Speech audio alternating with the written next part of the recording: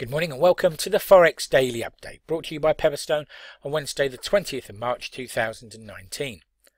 I'm Darren Sinden and you can follow me throughout the day on Twitter by using @DS_Pepperstone. Okay, let's kick off with a look at the overnight changes and price moves to be aware of. A pretty quiet day, all things considered, on the global foreign exchanges. 1 or 2 points to flag, though. First of all, a bit of a drift back in the pound sterling against the US dollar. So the cable rate drifting lower to trade at 132.55.30 shortly before we recorded the video. A fall of just 0.9%, I should say, yesterday. But if you look at the weekly trend, the UK currency slipping by 0.61% against the US dollar over the course of the last 7 days. Elsewhere, both the Australian and New Zealand dollars were easier. The Kiwi falling by 0.27% against the US dollar, and the Australian dollar drifting back by 0.15%. We'll look at some of the reasons behind that momentarily. The dollar gained back, shall I say, its losses against the Japanese yen to add 0.15% against the Japanese currency yesterday. The dollar also took money off of the Canadian dollar, adding 0.11% to the good. Dollar index for its part pretty much unchanged, to be honest. Modestly better, I guess we'd have to be honest and say that, up by 0.07%, but pretty much marking time ahead of that key Fed meeting coming later today. Okay, what's on the calendar then? Events that may move the markets. Well, we've already had a speech from the RBA's Governor Bullock, and we've had data out of Japan in the form of the leading economic index for January. That figure somewhat below the prior read, so another slightly disappointing data point for the Bank of Japan. To come at 7 AM this morning, we'll have German producer price index data for the month of February, rather, not March. A chance to see how German factory gate inflation is performing and what pressures, if any, manufacturers are under in terms of price there. And staying with the theme of inflation, at 9:30 we jump back over to the UK for a raft of inflation data, including retail price index, producer price core output data and consumer price index data, and all of this for the month of February. So a top down and bottom up look at price pressures within the UK economy there at 9:30 GMT. We pause then until the afternoon and to 1400 GMT, and we cross to Switzerland for the SNB, the Swiss National Bank's quarterly bulletin. This will be a very interesting read as ever.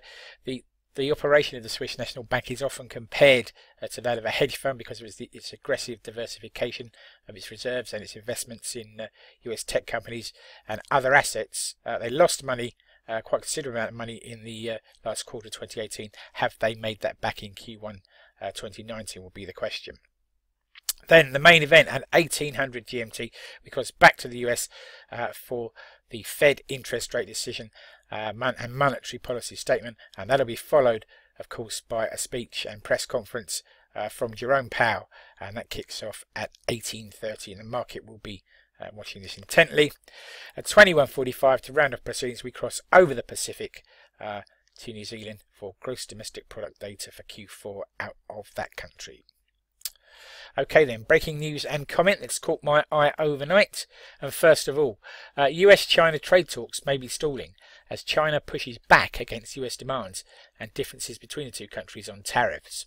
Further talks are now scheduled for next week in China, and negotiations may continue into April, it seems, but hopes of an early resolution seem to be fading. Speaking of early resolutions, Theresa May will formally request a Brexit delay in a letter to EU leaders today, and all 27 member countries will need to agree to any extension. So the request is going in. It's not absolutely certain, of course, that the EU will grant that extension, or that they'll grant an extension that is acceptable to Theresa May and the UK Parliament. So the game of cat and mouse over Brexit continues. Markets await tonight's FOMC meeting and are looking for clues about just how dovish the Fed is on interest rates in the US economy and what could influence those views. No real expectation of any changes to interest rates or monetary policy from the Fed, but it'll all be in the statement, the speech and the semantics of what those two things say. Okay then, food for thought, something to take away with you into the trading day and beyond, and why not think about this? German economic sentiment rebounded yesterday with the ZEW survey jumping by 9.8 points to just minus 3.6 versus an expected read of minus 11. This was the highest reading for the survey data since March 2018, and it followed a recent uptick in the composite PMI data. The question I want to pose is, have we now seen the bottom in the German economy? Here are the charts, the ZEW in blue, the composite PMI in the dotted grey line, and as you can see, both have started to trend higher as we move through into the end of the first quarter in 2019. So maybe some green shoots of recovery there, showing their peeking their heads above the soil, shall we say, in the German economy. Okay, it's risk warning time. Please do take a moment to read this risk warning, because trading CFDs and foreign exchange on margin can be a risky business. If you're in any doubt about those risks or the suitability of leverage products for you, then please do contact your Pepperstone account representatives. And as I say, do take the time, please, to read this risk warning thoroughly. Thank you very much for your time today.